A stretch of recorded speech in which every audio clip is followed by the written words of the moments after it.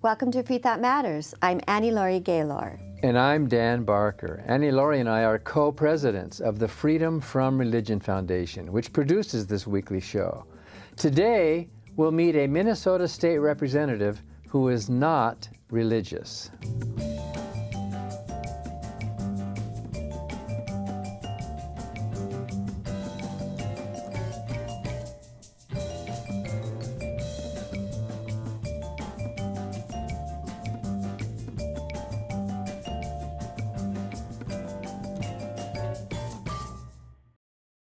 The Freedom from Religion Foundation, which produces Freethought Matters, is the nation's largest association of free thinkers. That's atheists, agnostics, and other non-believers. We invite you to join us in our vital work to keep our secular government free from religious influence. Become a member at ffrf.org or ask for a complimentary copy of our newspaper, Freethought Today. Freedom depends on freethinkers. Watch prior episodes of Freethought Matters on FFRF's YouTube channel.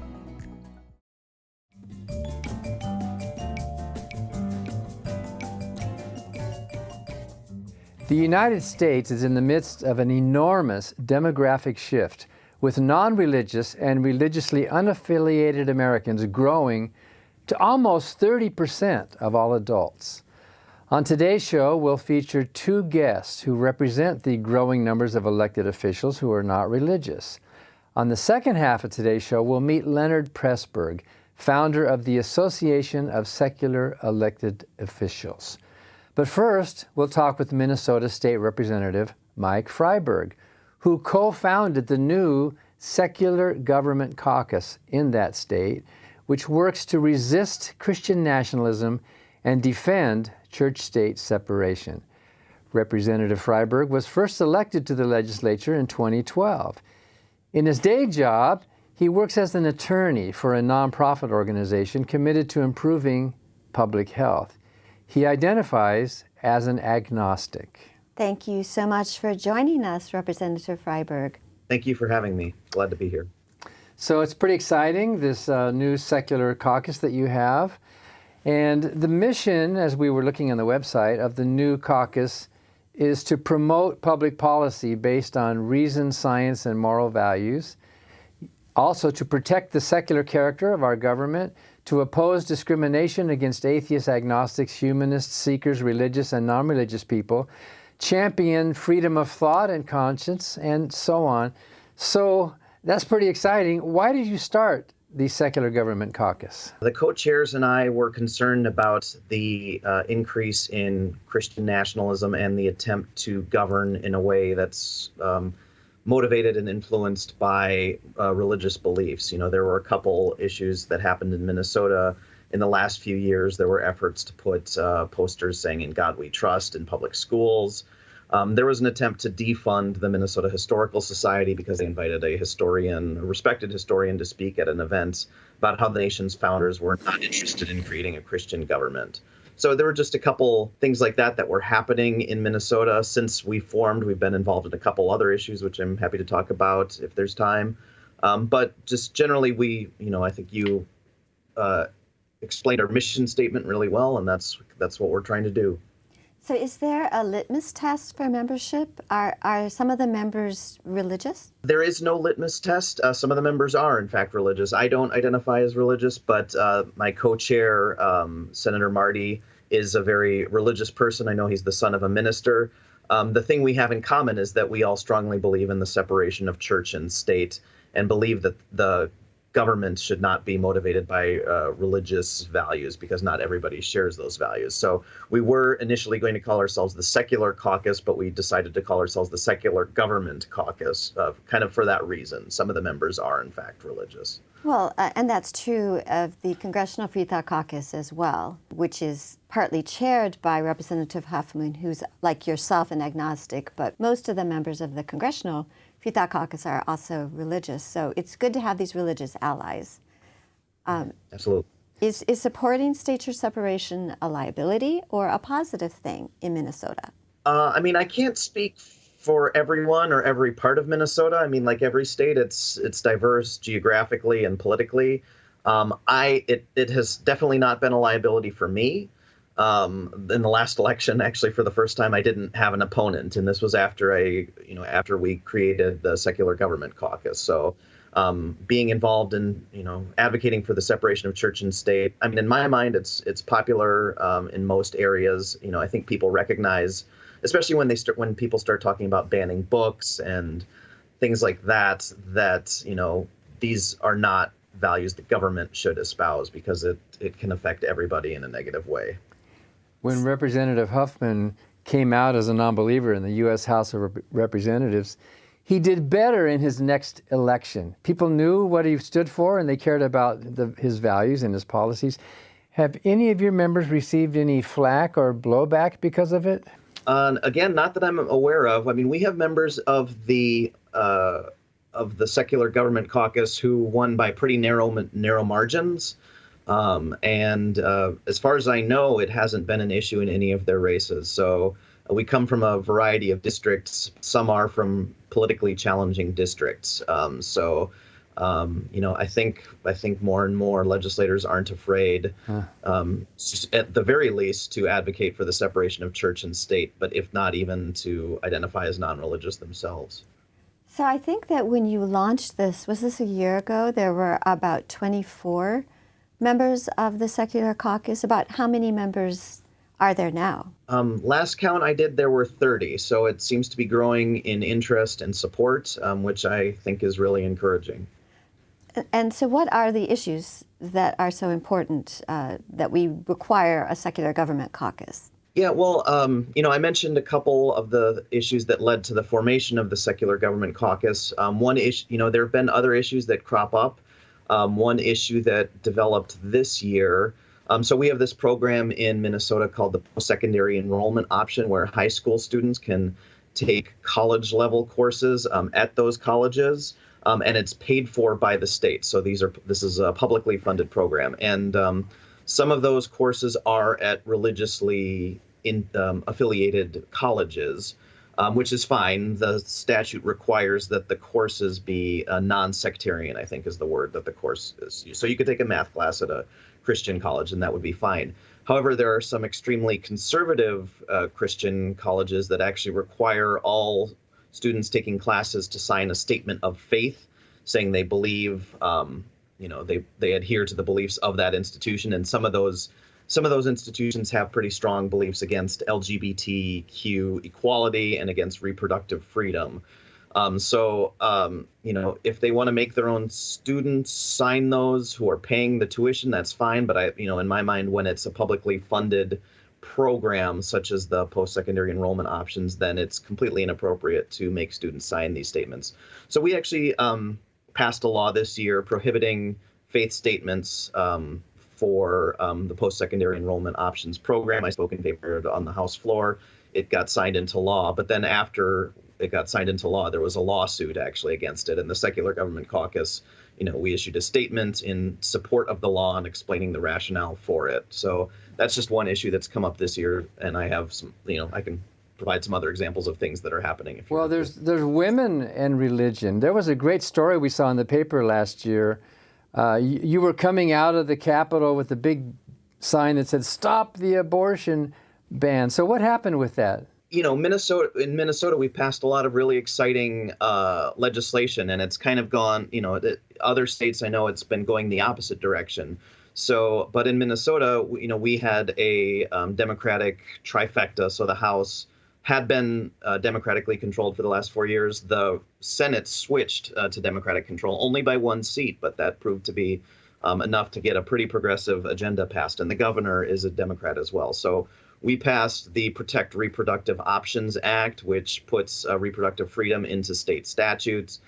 We became a trans refuge state, protecting gender affirming care. So anyone who wants it is able to get it without getting involved from the government, without the government putting artificial barriers in place on medical care. So it's been, we've passed a lot of exciting things, and we repealed a bunch of restrictive laws related to abortion also. Yes, and we've just seen Wisconsin have clinics open again, the abortion clinics open again. So that's a huge victory here, but many women have been going over from Wisconsin to Minnesota. I wanted to ask you about your family background, and have you always been non-religious? You identify as an agnostic.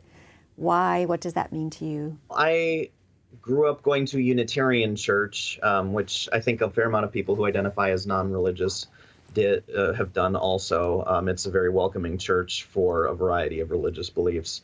My dad grew up Jewish, but doesn't identify with the religious aspect of Judaism anyway. My mom grew up Catholic, but doesn't identify that way. So that was something, they wanted a welcoming, inclusive upbringing. So, we went to a Unitarian church growing up, but then, I just haven't really kept up even with that. And I don't know, I've said, when you can't even keep up with a Unitarian church, maybe this whole organized religion thing just isn't for you. So I haven't been going to any church lately. And but, I think, do you have children? How are you dealing with that religion issue? I'm comfortable with, as far as I have, we don't have a ton of discussions about it. As far as I know, they're not religious. I mean, they're 10 and 13, so so they still have time to figure out how they will identify later in life. And that is such a respectful attitude by a parent. Let them Thank you.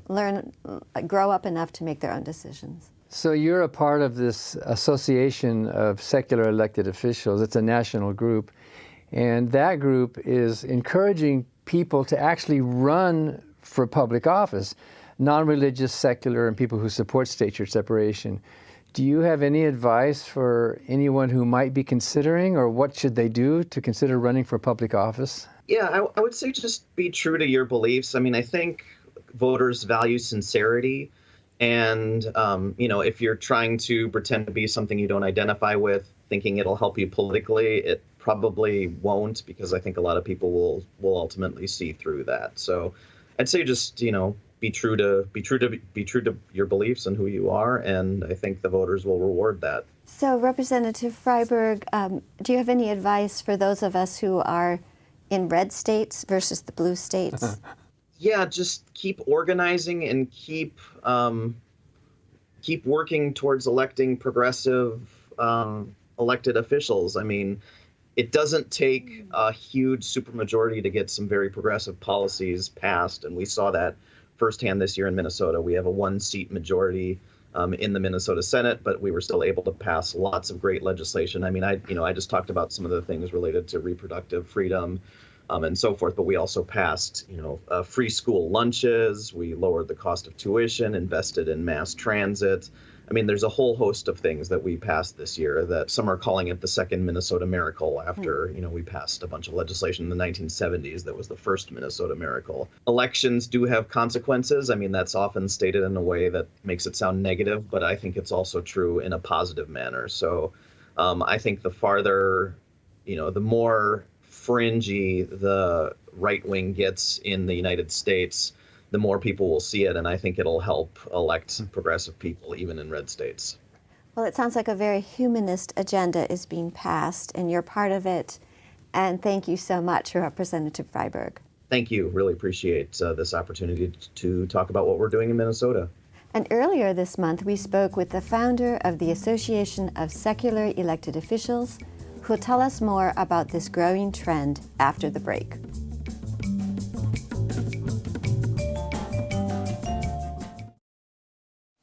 Hi, I'm Ron Reagan, an unabashed atheist. When I first recorded that commercial back in 2014, being openly atheist in America was still fairly uncommon. Today, the fastest growing religious group in the country is the non-religious, especially among the young.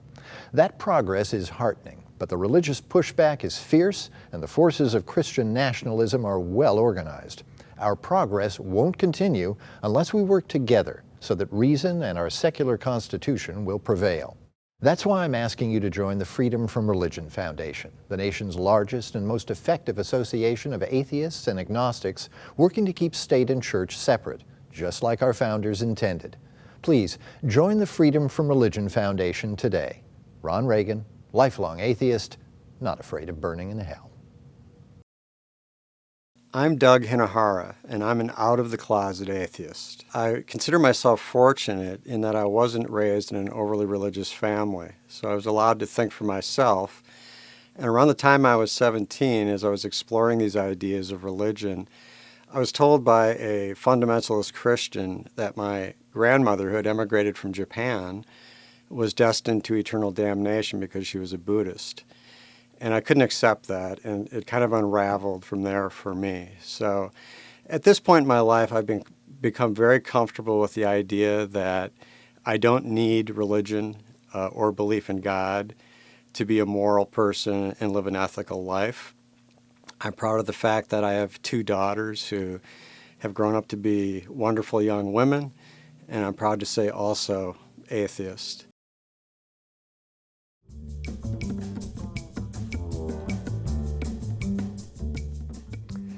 Welcome back to Freethought Matters. While atheists, agnostics, and freethinkers are approaching 30% of the U.S. population, we are still very underrepresented in political office. There is an organization devoted to addressing this situation. Leonard Presberg is the founder and president of the Association of Secular Elected Officials. He was a member of the Fayette County, Georgia School Board for more than a decade, and he's a former chair of the Fayette Democratic Committee. He's a former preschool teacher and currently serves as the CFO for Women's Medical Center. Leonard Presberg has served as a coach and volunteer in various nonprofits. Currently, he's on the boards of the Red Clay Storytelling Festival and Fayette Votes. And welcome to Freethought Matters. So good to be here and be on your show, share what we're doing with your audience. It was nice to meet you at the Secular Coalition meeting a few months ago. So tell us about ASEO. How and why was the Association of Secular Elected Officials formed? The Association of Secular Elected Officials was formed through conversations I've had with Ron Millar at the Center for Freethought Equality. He is done a lot of work in terms of organizing and identifying secular elected officials across the country. But in my conversations with him and in looking over the list, there wasn't a whole lot of organization or support, right? For people like me who, in a red state, the only known secular elected official to ever serve in Georgia, it gets sort of kind of lonely. You need support in terms of how to answer questions, how to deal with constituents. You need support in terms of policy work, in terms of model policies, model legislation, and you need that community to share what you're going through and share ideas and bounce things off each other. So were you known to be non-religious when in your 10 years on your school board? Interesting story. When I was first appointed to my school board position, there was an opening, and then instead of a special election, there was an appointment. And right after I was appointed, there was an editorial that the local newspaper wrote because they found my name on a meetup group on the internet where I offered to host Freethought movie night at my house. All of a sudden, I went from a little bit unknown in the community to, editorials being written about me. Is he fit to serve? How I've talked about my beliefs has changed, over the course of the 10 years that I served. At the beginning, I was very adamant. I would quote the Constitution. I would say that's my business, what I believe in terms of my religion. You want to talk about religion? I'm not your guy. Go talk to your pastor. Go talk to somebody else. I don't want to talk about religion. Right. I've already messed up being polite because I'm talking about politics, so I'm not going to talk about religion. And over the course of time, I became much more open about the fact that, I'm an atheist and that I don't believe that there is some God up there running things, doing things. And And I don't think that, your beliefs in that area should be a basis for, the policy that we both live under. I don't mean to criticize what you believe, but it's a non-starter in terms of this public sphere where we're making policy for everyone, because, this is the United States. Everyone gets to believe whatever they want. And that's one of the beautiful things about this country. But it also means that those individual beliefs aren't the basis for what we're trying to do with our government and working together. So 10, 20 years ago, we never would have thought or heard of a group called the Association of Secular Elected Officials, but now you have one, and it's pretty new. How many members do you have in the group now? We are out constantly trying to identify members on the current list that the Center for Freethought Equality has. There's about 100 elected officials across the country, one in Congress, Jared Huffman. Most of the work has been sort of at the state legislature level, right? Because the number of state legislators in this country, that only numbers in the thousands, about 7,500. So it's a little bit more manageable group to try to reach out and find people. We are out trying to identify elected officials, and also for current elected officials, encouraging them to be sort of honest about what their beliefs are. We'll be traveling to a conference of state legislators next month, a conference of city officials in November. In the spring, we'll go to school board conference and be out there trying to talk with officials to find members, but to also remind everybody that they serve with non-religious people, and they certainly represent non-religious people. On your webpage, it looks like there's maybe a dozen or so, some of your officers from various states around the country. So you're looking for them. Sometimes are they looking for you? That does happen. People will have questions about prayers before public meetings, how to deal with colleagues, how to deal with those situations, swearing in ceremonies, and how to deal with that when the expectation or the history of that community has always been, on a Christian religious text. And then, particularly these days with the sort of rising threat of white Christian nationalism and so many policy areas sort of being dominated by a religious viewpoint, I think there's more and more people who are combating that by being open and honest about what their beliefs are. Well, some officials are swearing on the Constitution, for example. Is that what you advise? Everyone should be able to swear to do their duty upon whatever text they think would be appropriate. But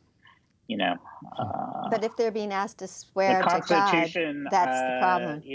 Right.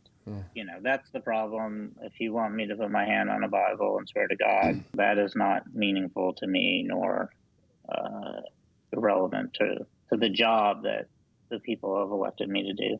Briefly, what are some of the challenges that secular elected officials are facing? The general sort of default expectation, that people are religious. Non-religious people fight that every day. But particularly in policy areas, most religious Americans really don't think about their actions and what the impact might be. So a big policy area that a lot of people have been working on and we've been supporting is secular recovery options.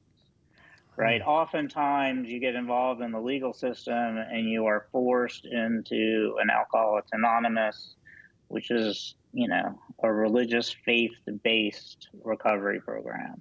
For a non-religious person, that's not an effective use of, our tax dollars, nor does it help that person. And so policy area after policy area where you have to remind people that there is this constituency out there and that it's important to our, the state of our country to make sure that we have policies that are relevant and accepting of all of our citizens. Well, the FFRF Action Fund has just written and gotten introduced a secular sobriety bill in Michigan, and That's we're awesome. hoping there'll be more. We're looking at Illinois right now. On your webpage, there's a button that says "Get a Mentor." Is that to help people learn how to run for public office? That is both for new public officials, but also people who want to run for office. We do help people individually. We do come, we speak to Freethought groups across the country. We're happy to talk about political engagement and running for office at any time. So please look us up. Yeah, and you also go and speak on this, correct? We have our members who will, come Zoom into your group. We've done it in states all over the country. We talk about political involvement, running for office, whatever questions people have about, how they personally or their organization can get involved. Well, what you're doing is pretty exciting. It's nice to see this, what is it, the country's growing up finally and truly representing all points of view. And a very important secular point of view. I'm sure you agree with us that is sorely needed now to counter Christian nationalism. Without a doubt, it's become more and more important every day. Leonard Presberg is the founder and president of the new Association of Secular Elected Officials. Thank you so much, Leonard, for being with us today. Oh, it has been my pleasure. Dan, Annie Laurie, happy to talk about this anytime, and we appreciate talking with you about it today. And thank you for watching Free Thought Matters. Because free thought matters.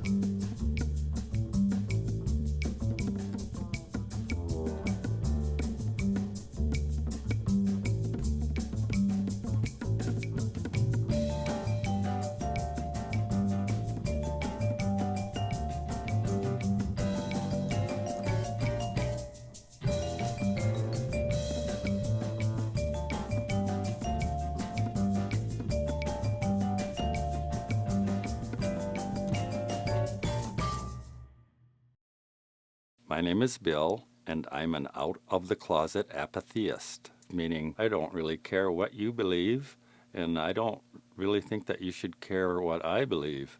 I was raised in South Dakota in a strict Catholic family.